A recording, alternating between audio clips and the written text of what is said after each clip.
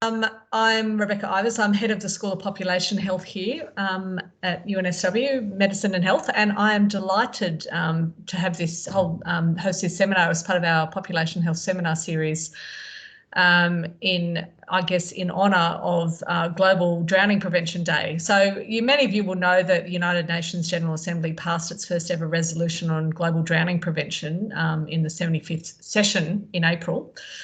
And it was proposed by Bangladesh, an island, co-sponsored by more than 79 nations, including Australia. Now, many people, including many of us on the call, have been actively involved in this and pushing this resolution forward. So it really was a major piece of work and, wonderful to see. And it does describe drowning as a serious and neglected health threat. It causes more than 2.5 million preventable deaths in the last decade.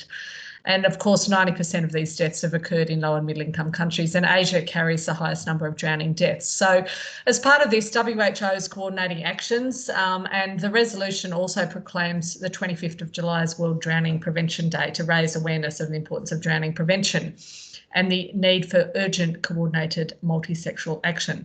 So today here at our lunchtime seminar, I'm delighted that we have got a wonderful team from the UNSW Beach Safety Research Group, which is a multidisciplinary team of researchers and practitioners working together. And we've got Amy Peden, Jaz Lawes, Professor Rob Brander, Mitch Harley and William Koon, who are all going to be speaking today. And I'm hoping that they're all going to introduce themselves. I would like to acknowledge, of course, that all of us are meeting today from across Australia on unceded Aboriginal and Torres Strait Islander land, and pay my respect to elders past, present and future, and to any Aboriginal and Torres Strait Islander people here with us today. Now, I'll hand over to you, Amy, to kick things off. Thank you very much and welcome to the School of Population Health. Great, thank you. I think Rebecca's actually almost done my entire presentation in her intro, but we'll get started.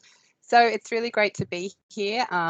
We are going to do a pretty ambitious session today with 5 presenters, 5 internet connections, 5 sharing of screens. So we hope that everything goes well. If you would like to tweet about the presentation or share your thoughts, that would be great. Please use the hashtag drowning prevention. WHO, Royal Lifesaving, other organisations will be tracking, I guess, progress and the action against the day using that hashtag. So it's great to add that in when you're talking about it. And those are our Twitter handles there as well, if you're interested. So I guess very quickly, I'm going to give a summary of how we've gotten to today and a UN declaration on drowning prevention. And I've got my asterisks up the top. The caveat is that lots of other stuff happened, lots and lots of other stuff. But for the purposes of this presentation, I'm just going to focus on a few key things. And I should note that particularly in Australia, we've had a very strong history of life-saving, water safety, drowning prevention work going back over 120 years. So this definitely doesn't do justice to the amount of work that has been going on in Australia, as we're kind of one of the world leaders of drowning prevention. But the kind of Cliff's Notes version is that, in 2002, we held the first World Drowning Prevention Conference in Amsterdam.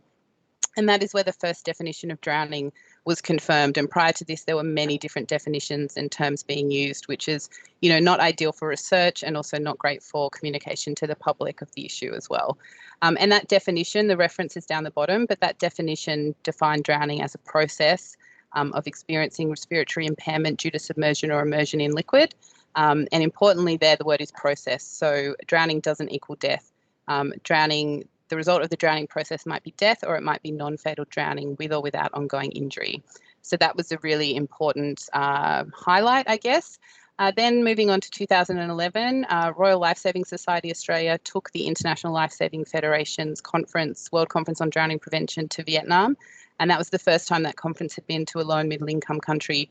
And it really shined the light on drowning outside of high income contexts. And I put the word wow there because it was very illuminating to hear the numbers and to see the experience and to reflect on how different drowning risk is in low and middle income countries. So that was a really important step. In 2014, we saw the Global Report on Drowning released by the World Health Organization. So the first focused WHO report on drowning identified drowning as a global health threat and that it had been underexplored.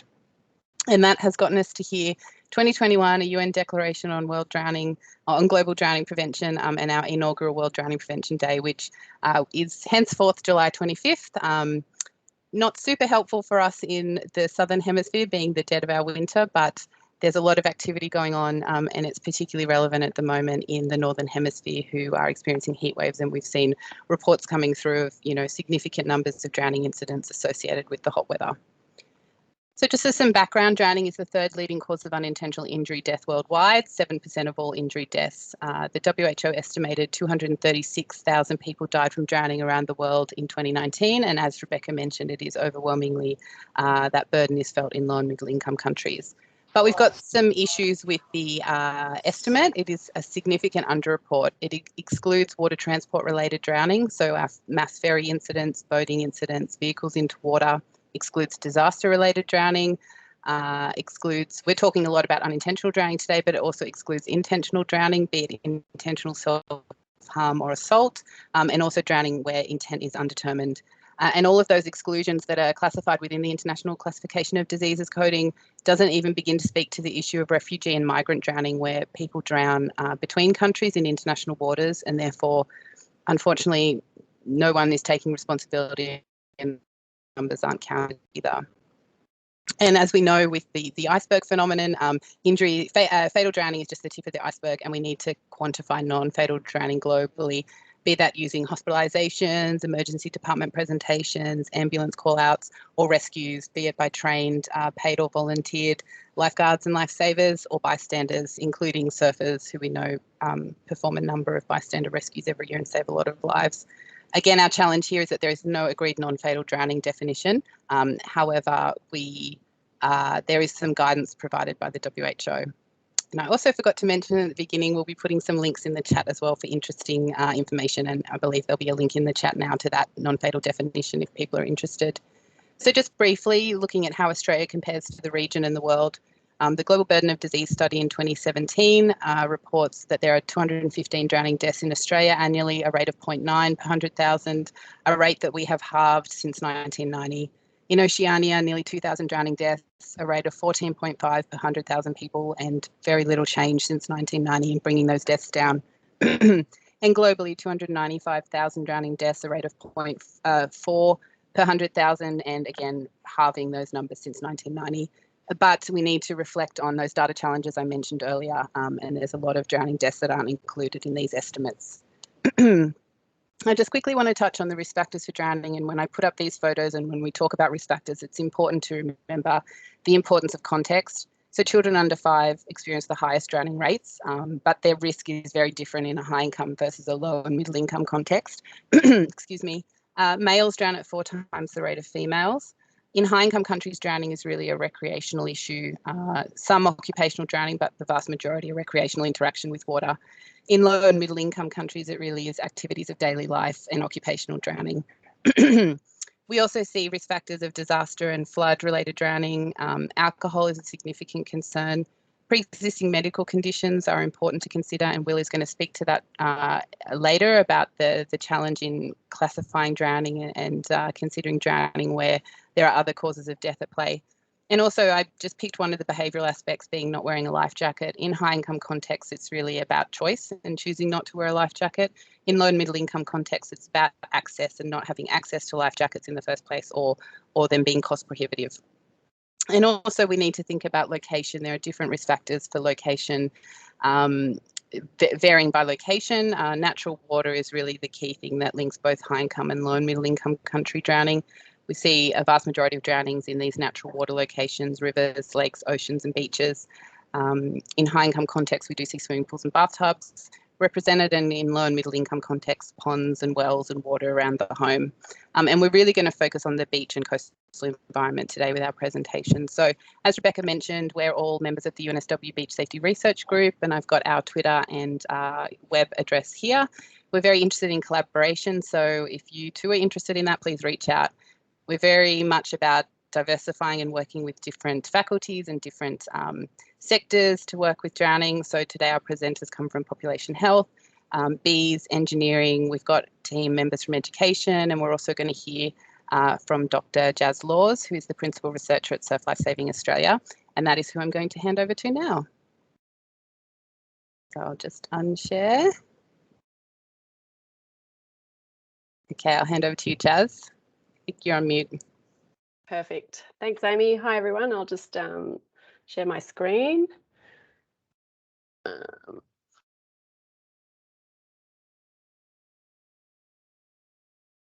Go. All right. Hope everyone can hear me. I'm Jaz Lawes, and as Amy said, I work with Surf Life Saving Australia. I'm the lead researcher there. And just a bit about surf life saving in case you're not aware or you live inland or you're interested. Surf life saving generally exists to save lives and create great Australians and build better communities. And it actually emerged in, it's actually been iconic with the red and yellow flags, and it's Australia's largest volunteer movement and one of the largest worldwide as well. About that. It emerged in 1907 in response to Australians embracing the coastal environment with iconic red and yellow flags that keep the beaches during peak periods safe and with the main aim to keep people safe. It was initially established for drowning prevention, but it also now covers many things, including surf sports, learning and development, and of course, coastal safety. We use research in SLSA to better understand coastal participation, Australian behaviours and risk perception of Australians, and we try and use this research to enhance service provision, mitigate hazards, and as I said before, ultimately to keep people safe. Each year, we produce national reports along with other water safety practitioners and coastal safety briefs, which explore drowning deaths and fatalities on the Australian coast. These try to summarise behaviour, participation in particular activities, and look at provide snapshots of of causal factors. I've already said this before, but like I said, yeah, established to prevent drowning and is our main goal. Drowning in Australia. So in the last financial year, I suppose, sorry, 2019-20, 248 people drowned fatally in Australia. 125 of these were in coastal environments. So over half occurred in coastal environments. And this has been relatively stable over the last 16 years. And perhaps this is not surprising given that Australia is an island continent with approximately 12,000 beaches, 11,000 of those on the mainland, with over 36,000 kilometres of coastline. But what does this look like in a drowning perspective? So here, in brief, all the coastal drowning deaths that have been recorded in Australia since July 2004. So it can happen, and it has happened in many of your favourite coastal places. However, this risk of drowning is not something that we often hear about. I mean, we're all aware of, you know, Australia's deadliness as a country, but often we hear about something like this. This map has it all, from backpacker murderers, giant rats, stinging jellyfish, sharks with laser beams. But there's one thing that's definitely missing from this map, and I'd like to bring to your attention today, and that is rip currents. So I won't define a rip current right now because that'll eat into Rob's talk next, but rip currents from a surf life saving perspective are the #1 coastal hazard in Australia. And this is actually supported by the Australian population, with 78% of Australians considering rip currents to be extremely or very hazardous. Interestingly though, only 14% of swimmers actually consider swimming to be a hazardous activity, to be extremely or very hazardous. So this is an idea, this highlights the disconnect and the challenges we have with communicating drowning risk and the importance of understanding behaviours and perceptions that enable us to look at the bigger picture. So rip currents, with context of Australian coastal drowning, they contribute to an average of 21 deaths a year. And this has been fairly stable for the last 10 years. And they contribute to a quarter of all coastal drowning deaths. And there's a strong recognised relationship between rip currents, beaches, and swimming-related incidents. And a paper that Rob did back in 2013 showed that more deaths each year are actually caused by rip currents than sharks, floods, and cyclones combined. So that's the end of my, how do I unclear this? There we go. That's the end of my talk right now, because if I say any more, I'll just jump into Rob's talk. So I'll leave that with you. Over to you, Rob. Okay, thanks, Jaz. Thanks for that lead in, and thanks everybody for joining us today. And yeah, so I'm going to talk a little bit about the rip current a fair bit about the rip current hazard, but also talk about something that's a reasonably new field of science or research called beach safety research. And yes, the focus today seems to be on beach drowning, but a lot of the principles that we're talking about today can also be applied to other waterways. But beaches, I love beaches, and I always find the fact that whether you go to a crowded beach like Bondi or a fairly remote beach that has no lifeguards, there's still a risk involved at these beaches, and that primary risk is rip currents. And I always find it sinister that so many people die when they're basically going to a place to have pure recreation and fun. And that is really what got me into this whole field, to be honest. So let's just talk about beach safety research. So it's a relatively new approach or a relatively new field of study. It's very much a mixed methods approach. It's multidisciplinary, so it involves aspects of the physical understanding of various types of hazards and issues along coastlines. It also involves social science methods. So we're looking at both the physical and social aspects of how hazards exist, how we interact with them. And the whole goal is really to improve understanding of issues, the various issues related to beach safety. And the ultimate goal, of course, is to try and reduce the incidence of drowning and injury in coastal environments. So it involves understanding the beach hazards themselves, the beach geomorphology, for example, but also importantly, human behavior, human knowledge, epidemiology, data gathering, elements of risk, and also elements of science communication.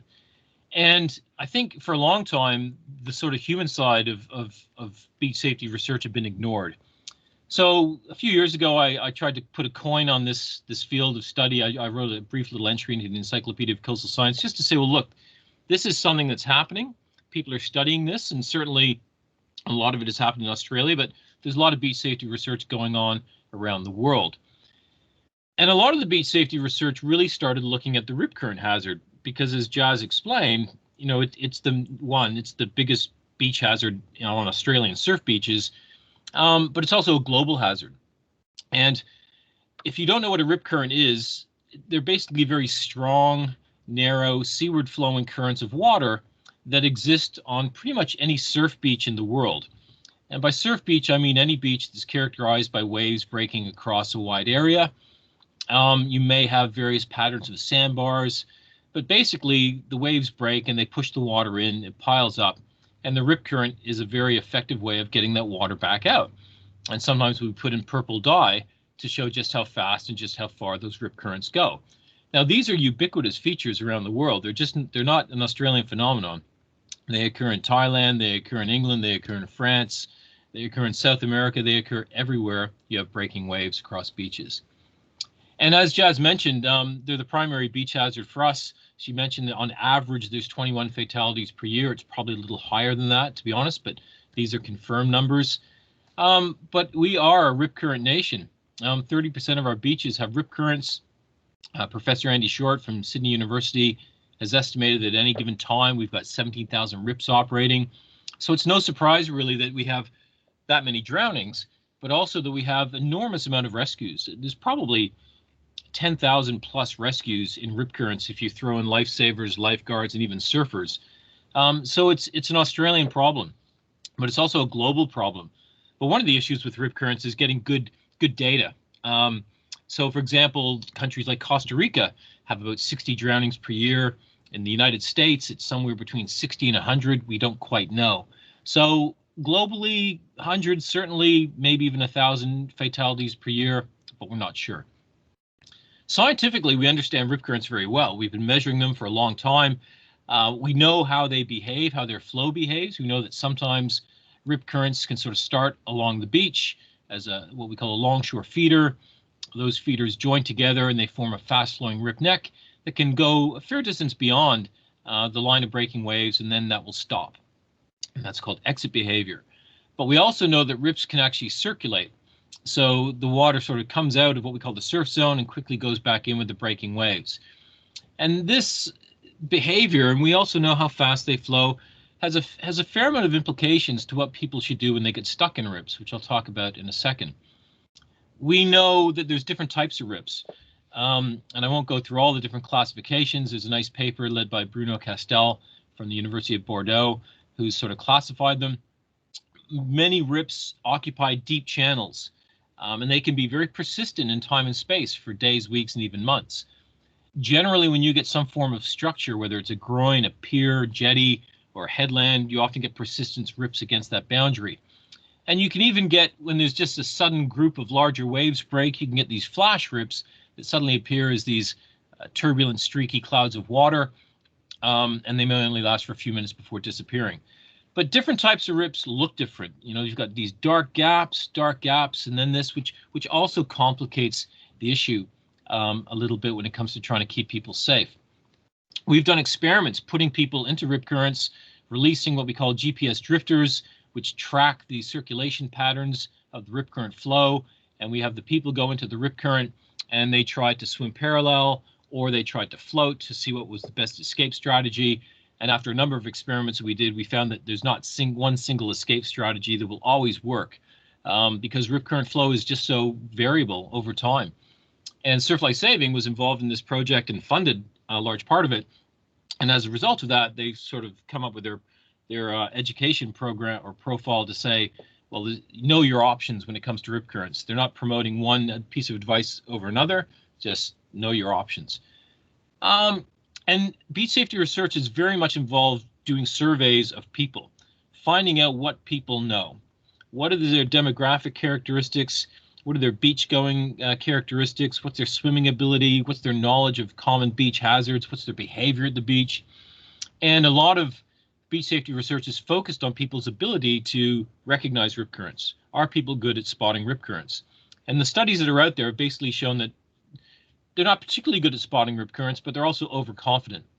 And many people who think they can spot rip currents can't. And there's been many studies that have shown various pictures of rip currents.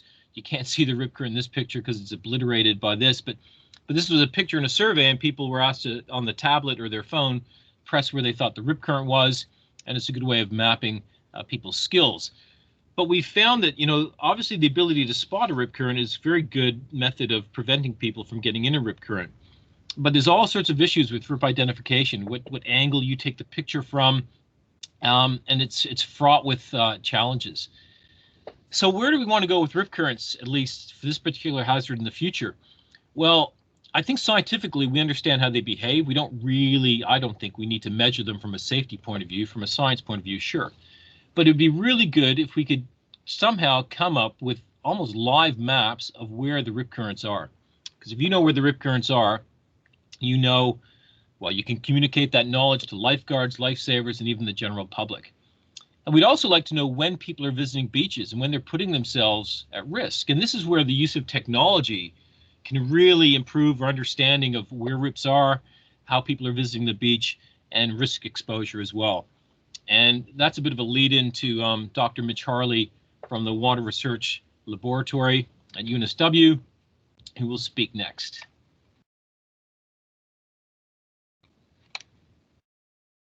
I think.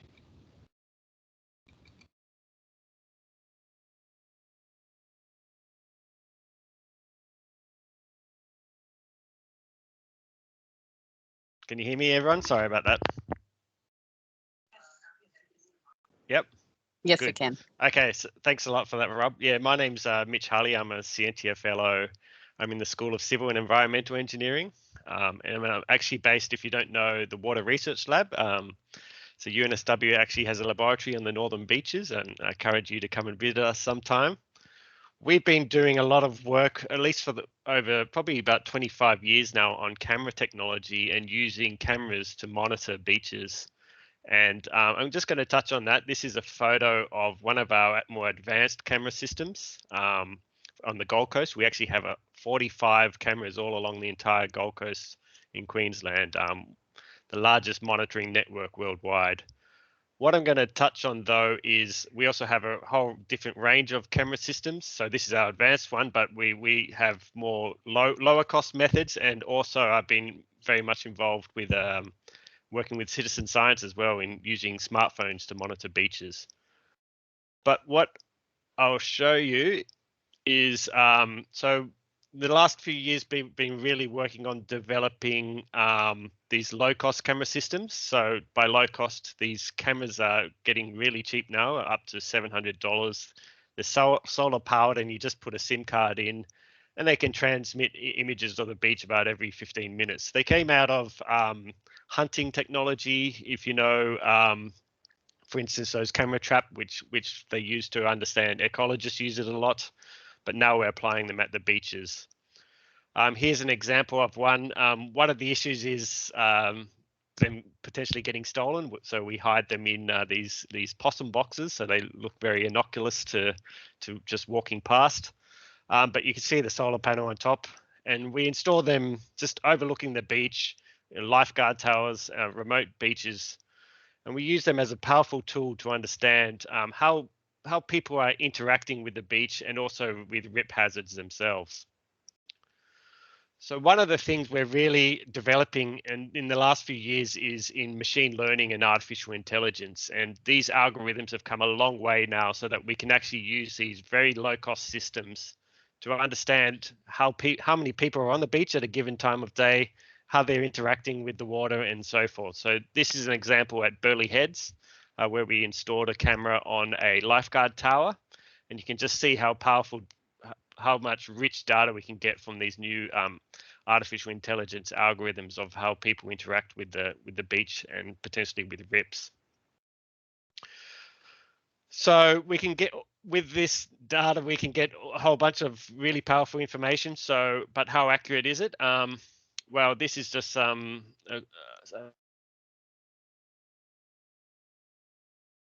the AI compared to counting, which surf lifesavers have to do as part of their reporting, and you can see that it actually captures the trend. Sorry, captures the trend really well from this camera technology. One of the things we have been working more recently, this is with Rob Brander, who just spoke, is on using these camera technologies to understand rips and beach usage on unpatrolled locations. So there's almost 12,000 beaches, and most of them do not have flags on them. And so we've been installing these camera systems on remote locations, and I can challenge you to see the camera there. It's very well camouflaged against the rock. This is at Taramera Beach on the northern beaches of Sydney, which is a unpatrolled beach, and using our technology to understand beach usage and in relation to the rip current hazard. This is a time-lapse video. This is almost an entire year of changes at the beach, so you can see some quite substantial erosion, which is also another interest of ours. But in terms of looking at the beach usage, we're applying these cameras, and you can see to count how many people are on these unpatrolled beaches. So on the left we have the 4th of January 2020, which was the most people counted on in the entire year of data, and then compared to in a winter when the beach was a lot more eroded, lot less wide than the summer months. And so we can get these really powerful information. So this is showing where people are accumulating on the beach, and we can then tie that to in relation to rips, beach access points, and things like that. Interestingly, here we see that people tend to accumulate very close to the shoreline itself, so within about 30 meters and so forth. And then we can start to build up these really powerful information about visitation of the beach. So we can see a spike in beach usage. This was on the 4th of January last year. We could see that there's a really spike in usage obviously over the weekends, and in the afternoon we start to see the most populous times on the beach. So just from this data itself, you can see half of all visits are on weekend, 40% of visits occurred in the afternoon. And the hottest day, incidentally, was also the busiest day. So that you can start to get some really interesting information about relating it to weather patterns and things like that. Then finally, we can also use this camera technology to actually track the rips, as Rob was alluding to earlier. So this is some technology we are working on where we can see look where regions where waves are breaking more, and the regions where there's less wave breaking is generally associated with rip currents. So this is from our cameras. This is at Avoca Beach on the Central Coast, and we can see this data being used, and we can clearly identify rip channels through that, as well as a sandbank. So look, just to include, we've been applying all this camera technology. We're still at the start of it. It's a really growing field. There's so much rich information coming out of it, and there's so much potential. We really look forward to linking all this information with coming out of the artificial intelligence with all the human elements as well as that. So thanks a lot.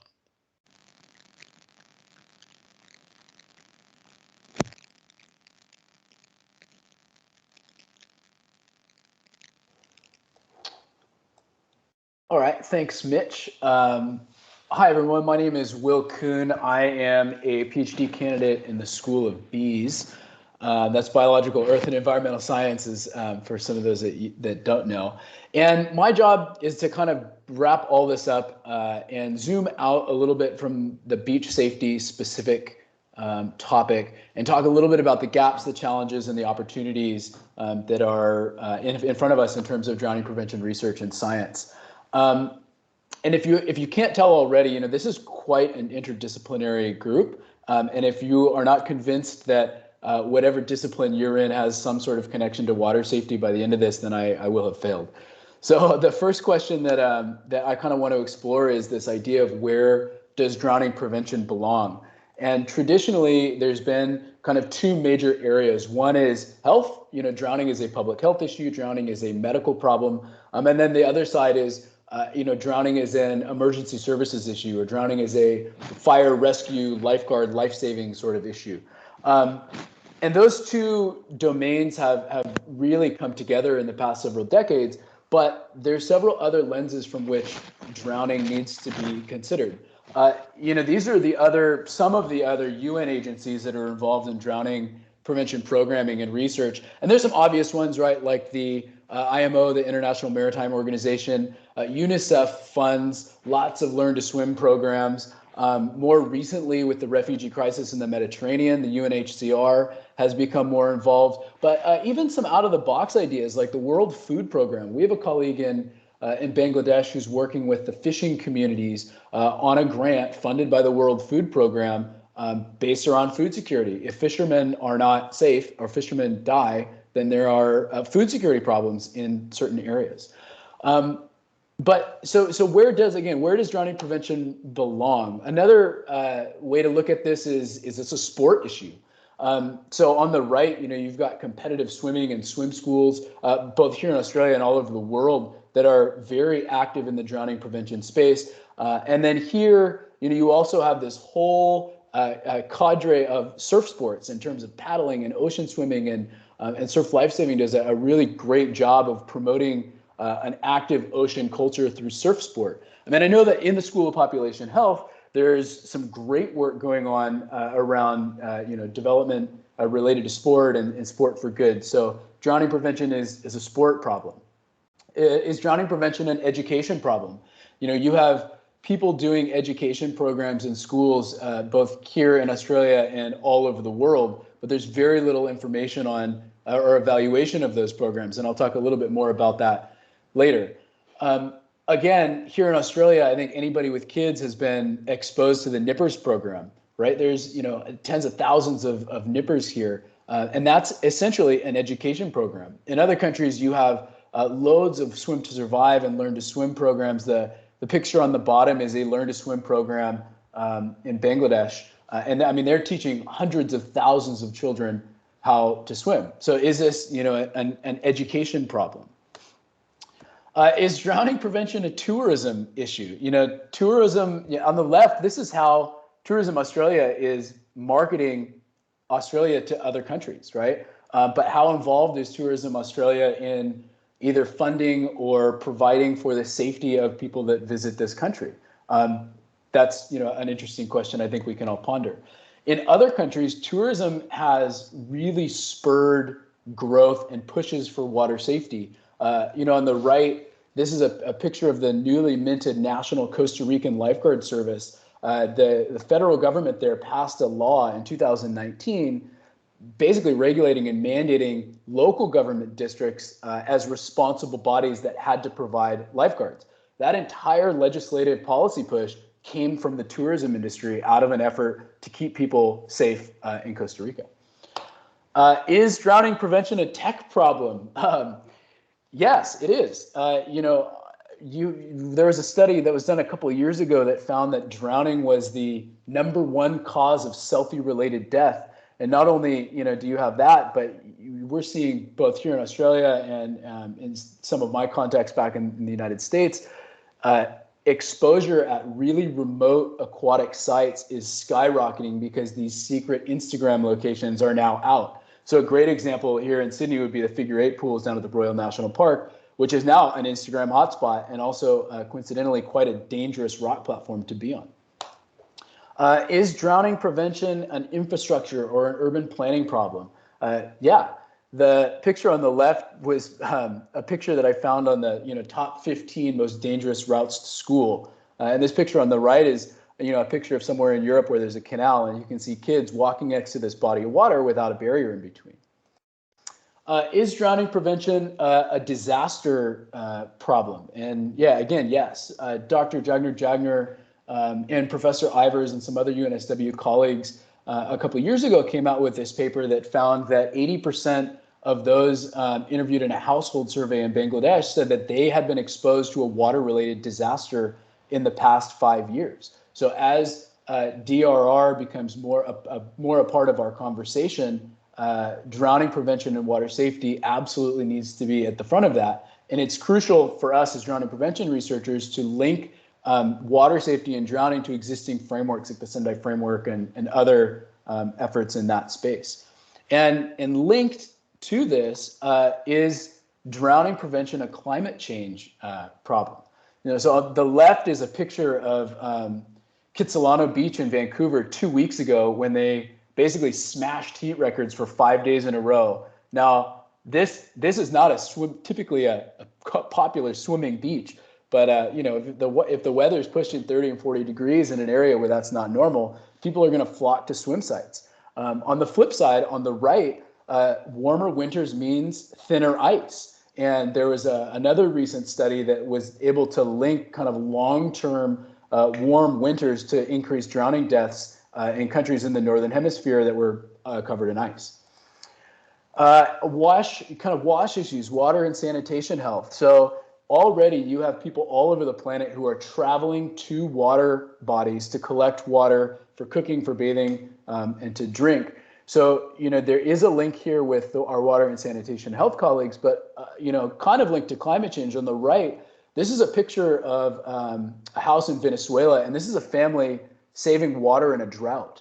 I will never forget a colleague of ours from South Africa said that they saw a spike in under one kind of toddler age drownings during the Cape Town droughts because everybody was storing water in their houses like this. So all that to say, I really hope that you can kind of see water safety and drowning as a multi-sectoral and a multidisciplinary issue. As we move forward, it's critical that we kind of break out of our own disciplines and our previous trainings, not only for the science's sake, but policy, funding, partnerships, prevention efforts have different paths. And it's not just the emergency rescue life-saving beach safety path, and it's not just the public health path, which has been how this issue has traditionally been approached. Next, I want to touch briefly on some data challenges and kind of really interesting research opportunities. So Amy already did a little bit on this, talking about the non-fatal data, but it's not only identifying how many non-fatal drownings exist, but also we need to tie that to outcomes, right? So someone can experience a non-fatal drowning, visit the emergency department and go home that day totally fine. Or on the complete other end of the spectrum, in the state of California, there's over 800 people who are on full-time in state facilities to the tune of $40,000 to $50,000 US a month due to drowning. So, we need to start looking not only at how many non-fatal drownings occur, but what do those outcomes actually look like, and what are the impact of those outcomes? Information from the scene is absolutely critical for drowning research, specifically for prevention efforts. So it's not enough for us to know that a 5-year-old drowned in a pool on a Saturday afternoon. We need to know, was there a fence around that pool? Was that pool being supervised by an adult? Was that adult sober? Was the fence around the pool broken, right? And so lots of these sorts of information, or lots of these sorts of data are collected at the scene, but may not be easily accessible to researchers. Amy touched a little bit on the ICD-10 coding problem and trying to identify, what is that true picture of drowning. And she did talk about disaster transport and intentional deaths. But another problem that we're seeing, Amy, Rob, and I are working through a large data set of Californian fatal drowning records right now. And we have the ability to look past the underlying cause of death. And what we're finding, or what I found in this data set, is that 22% of the drowning records did not have a drowning ICD-10 code as the primary cause of death. So that could be a surfer who has a cardiac arrest and then falls off his surfboard and drowns. Primary code, some cardiac arrest, secondary, third, fourth, fifth, some drowning related code. Or it could be a child who experiences non-fatal drowning, but then dies a year and a half later. The primary cause might be respiratory issues or something like that. Drowning would not be listed, or might not be listed until second, third, or fourth down the line. Data systems, registries, and linkages is key. Here in Australia, the National Coronal Information System is unique in the world in terms of the quality of data that you have and the availability of data that you have. Jaz from Surf Life Saving can go and look up a case because they partner with NCIS. You can go up and look up a case and see the coroner's report, the autopsy report, the police report, and the toxicology report in one spot. Right now with this California data set, I'm trying to piece together 58 different counties of death data, and it is mind-numbing. So as we continue, it's crucial that we start to connect and link these data sources together. So where do we go from here? I want to point you really quick as I kind of wrap up. Justin Scar, who's the CEO of Royal Lifesaving Australia and a PhD candidate with the George Institute, recently did a bibliometric analysis of research, and I'm going to point you to their conclusion where they very, very succinctly wrapped up kind of where our field has been and where we're going, and they identified that equitable research in low and middle income countries, prevention and implementation research is growing, but significant investment is needed in those spaces.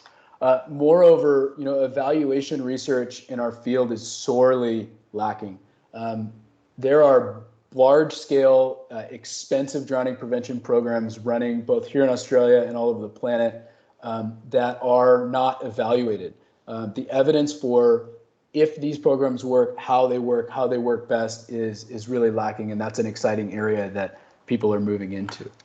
The last thing, and I'll close with this, is that we are really dedicated to multidisciplinary collaboration, as you can hopefully tell from all the different schools on this call, and international collaboration. We have a really incredible network of researchers all over the world who are very, very passionate about drowning prevention research in lots of different fields. So if you are kind of interested in this work, we would very much welcome you reaching out to us. These are all of our emails again.